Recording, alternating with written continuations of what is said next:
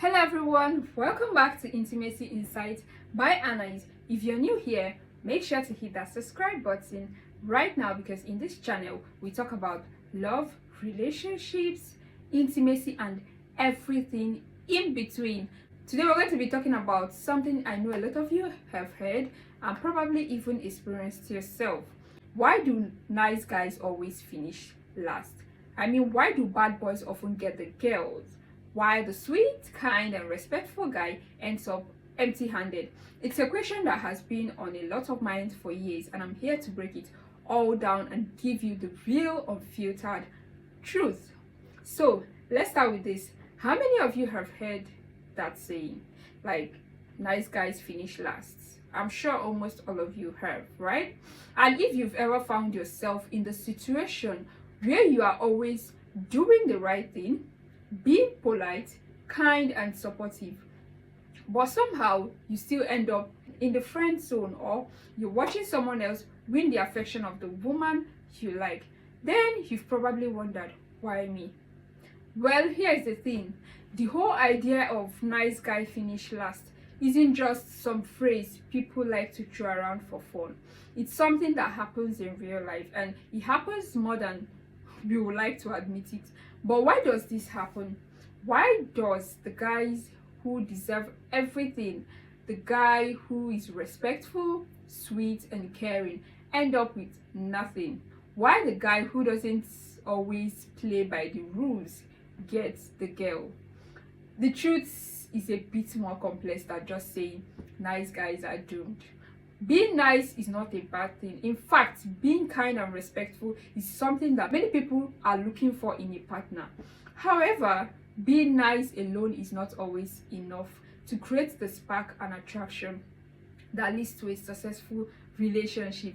Here is where it gets tricky.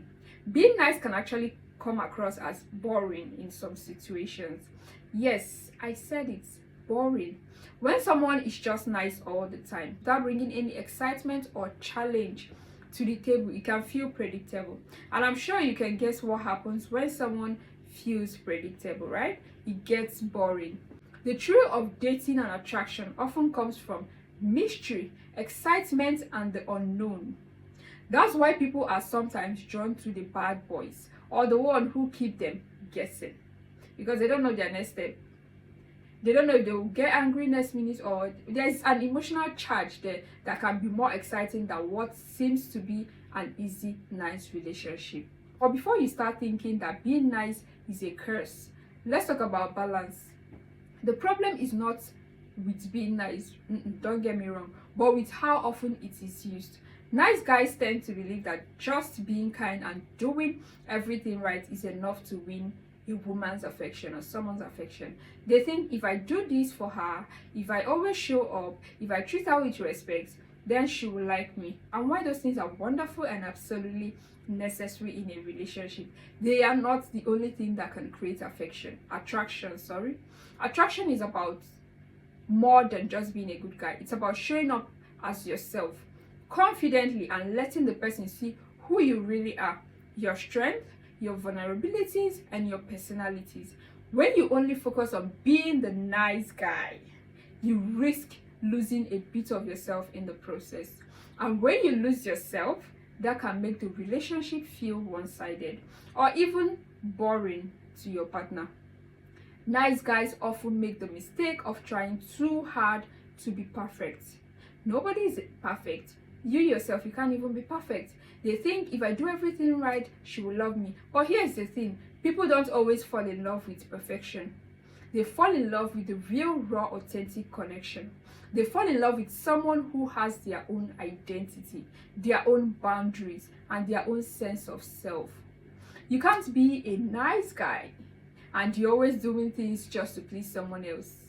You need to learn how to balance kindness with authenticity. This means that you need to have boundaries too. Being nice doesn't mean letting someone walk over you.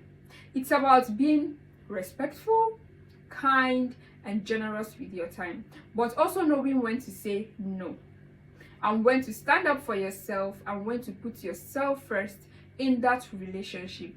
Now I know what you might be thinking. So if being nice isn't enough, what do I do? Well, here's the truth. Nice guys can win at love.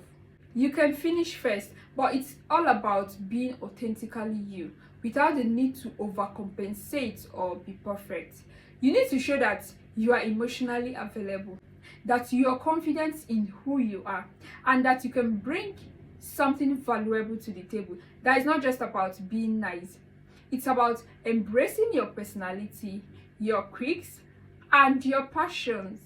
It's about being comfortable in your own skin and not relying on the nice guy behavior to win someone's affection. When you start to show up as the real you and not the version of you that is trying to be perfect for someone else, that's when the magic happens. That's when you attract the right person. Someone who values you for who you are, not just for being a nice guy.